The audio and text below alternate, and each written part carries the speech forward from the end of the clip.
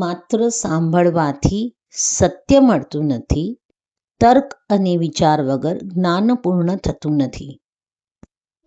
છે ને આજકાલ બધા બહુ કંટ્રોલિંગ થઈ રહ્યા છે. લાઈક ધ પેરેન્ટ્સ પણ કહે છે કે તને આટલા વાગે ઉઠવાનું, તને આટલા વાગે જમી લેવાનું, તને આટલા વાગે કપડાં પહેરવાના, ને અહીંયા નહીં જવાનું ને ત્યાં નહીં જવાનું. એવું લાગે કે લાઈફ અમે ક્યારે જીવશું. આ એજમાં પેરેન્ટ કંટ્રોલ કરે. પછી ઇટ ઇઝ લાઈક કે ગ્રાન્ડ પેરેન્ટ્સ આવે કે પેરેન્ટ્સ છૂટ આપી દે જરાક કે હા ઓકે તું આટલા વાગે જા, આટલા વાગે પાછી આવી જા. તો ગ્રાન્ડ પેરેન્ટ્સ કહે છે કે ના એકલી છોકરીને આમ આટલું દૂર કેવી રીતે મોકલાય ને બધું. ને પછી અમારું જ્યારે બધું એવું લાગશે કે હા તમે છૂટા, તો ત્યારે ઇનલોઝ વચ્ચે આવી જશે and they will be like કે ના અમારી ઘરની દીકરીઓને આમ નહીં કરવાનું, અમે ઘરની દીકરી જેમ રાખશું પણ તો બી દીકરીના જેમ નહીં રાખીએ, ડોટર ઇન લો ના જેમ જ રાખશે. અને કંટ્રોલ તો કરશે કે આ કપડાં પહેરીને નહીં જવાના, આ નહીં કરવાનું, ઓલું નહીં કરવાનું, અમારા ઘરની વહુઓ આવું બધું ના કરે. તો અમે શું કે અમને ક્યારે જીવવાનું? સવાલ, અને આટલા મોટા સવાલનો જવાબ તો મોટો જ હશે ને. સૌથી પહેલા તારું એક વાક્ય, કંટ્રોલ. કોણ કોને કંટ્રોલ કરે અને કેમ કંટ્રોલ કરે? If someone control you and you are controlling yourself, તને નતું કે બધા છેડા દૂર દૂર થતા જાય. એક તને કંટ્રોલ કરે અને તું પાછી પોતાને કંટ્રોલ કરે, તો બે છેડા તો દૂર વયા જાય છે ને. તો એવું ન થાય કે આપણે બેસીને શાંતિથી એકબીજા હારે વાત કરીએ કે ઇવન પેરેન્ટ્સ છે તો કે ભાઈ તમે મને અહીંયા આટલી જગ્યામાં આવી રીતે કરો છો, તો is it control or it is concern? તો પહેલા તો તું ઈ સમજીને આવ કે આ કંટ્રોલ છે કે કન્સર્ન છે.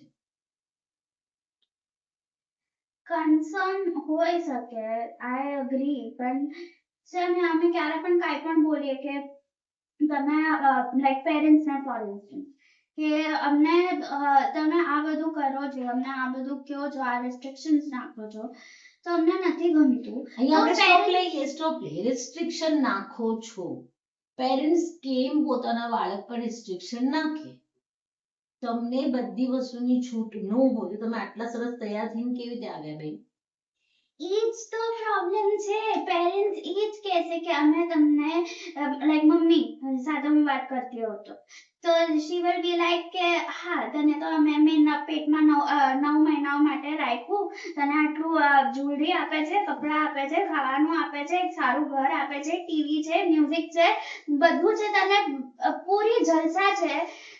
તને ખબર છે કે હજી બધા સ્લમ્સમાં રહે છે અને હજી બધા એ લોકો કેવી રીતે રહે છે અને એ લોકોના લાઈફમાં શું બધું થતું હોય છે ને એના કરતા તો you are much better off. પણ I agree I am much better off, but તો બી ખુશી નથી મળતી ને, બીકોઝ મને જે રીતે જીવવું છે એ રીતે જીવવાનો અધિકાર તો છે નહીં. ભલે કન્સર્ન છે, આઈ એપ્રિશિએટ ઇટ, પણ એ કન્સર્ન જ્યારે મને ખુશી આપતી જ નથી તો એ concern it's like pointless, no, because concern comes from a place of love.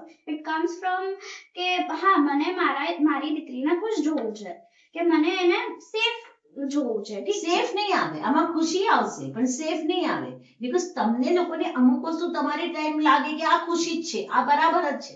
અચ્છા તું મને કે તું ચાલતી હોય ને આગળ આટલી મોટી પાડી હોય, તને ખબર છે પાડીની પાછળ શું છે?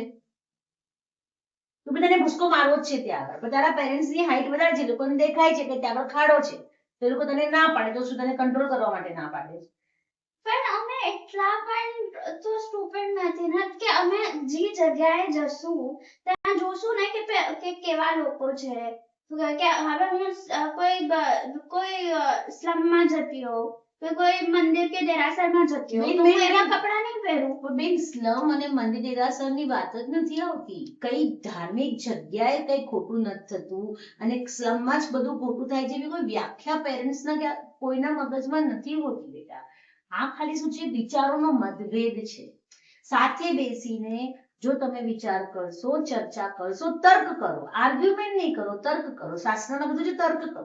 સપોઝ તમને લાગે છે કે આ રિસ્ટ્રિક્શન મને નથી ગમતું, પેરેન્ટ્સ તરફથી આવે છે, તો પેરેન્ટ્સ સાથે બેસીને તર્ક કરો કે તમે મને આ વસ્તુમાં આમ ના પાડો છો, એની પાછળના રીઝન શું છે. જો પેરેન્ટ્સ પાસે વેલિડ રીઝન નથી તો યસ યુ આર રાઈટ કે યુ પીપલ આર કંટ્રોલ, તો પછી એ લોકોને કહો કે વેલિડ રીઝન.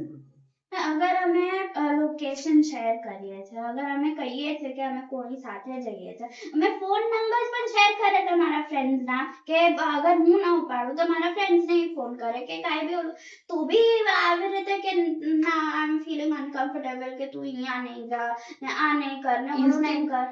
ઇન્સ્ટિંક્ટ જેવી કઈ ચીજ હોય, કદાચ એ લોકોને એવું લાગે અને 2 વખત તમને ના પાડે ને 5 વખત તમને હા પાડે, તો હું એમ બી નથી કહેતી કે એ લોકો 5 વખત હા પાડે 2 વખત ના પાડે એમાં એ લોકો સાચા છે કે તમે સાચા છો, એવું હું કાંઈ નથી કહેતી.